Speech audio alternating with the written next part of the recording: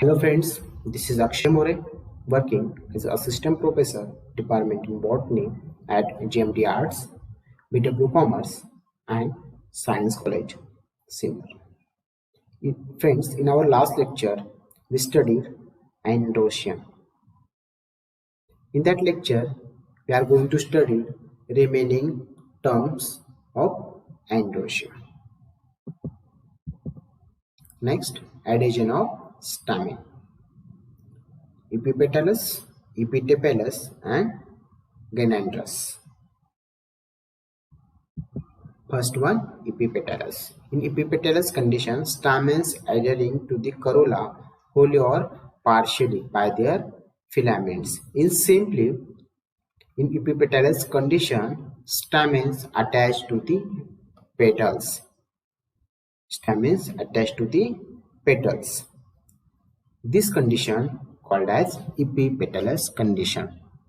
Friends, see here, the filaments are attached to the petal. The filaments attached to the petal. This condition called as epipetalous condition. For example, Ocimum, Solanum, and Datura.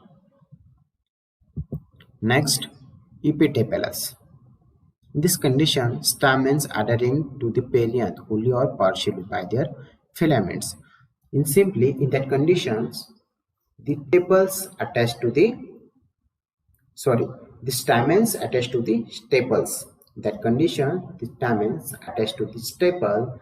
This type of condition we called as epitepalous condition. For example, Tudos. Next term, gynandrous. In that term or in that condition, stamens adhering to the carpels either throughout their whole length or by their anther only. In that conditions, stamens and carpels are fused to each other. Androecium and gynoecium are fused to each other throughout the whole length. This condition called as gynandrous condition. Example, Calotropis. Next term, position of stamens. First one, inserted. Stamen shorter than the corolla, tube remaining included within in. If the stamens present in petals or inside the petals, stamens present inside the petals. Stamens do not present in outer side, presented inside. In corolla tube, stamens present inside the corolla tube. This is a corolla tube. This condition we call as inserted stamen. For example, Musenda or Catharanthus. And see here, stamen present inside the corolla tube. Next, exserted. In that condition, stamens longer than the corolla tube, protruding outwards. In that type of condition, stamens are longer than corolla tube. Stamens present outside the corolla tube.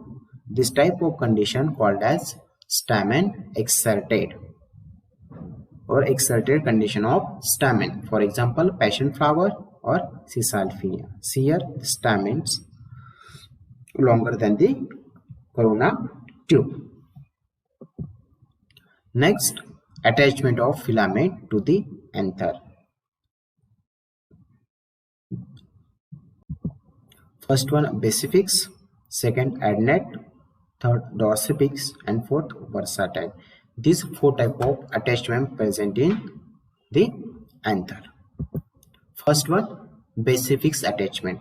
Filaments attached to the base of the anther. Filaments are attached to base of the anther. This type of condition called as basifix. Base means base. The filament attached to the base of anther. This condition called as basifix condition. Example, Brassica or Cassia. Next attachment or next type, adnet. In that condition, filaments running the whole length of the anther from the base to apex. Filament running to whole length from the anther to the base of the apex. This condition called as adnet type of attachment. Example, Michelia or Verbena. Next type, dorsipix.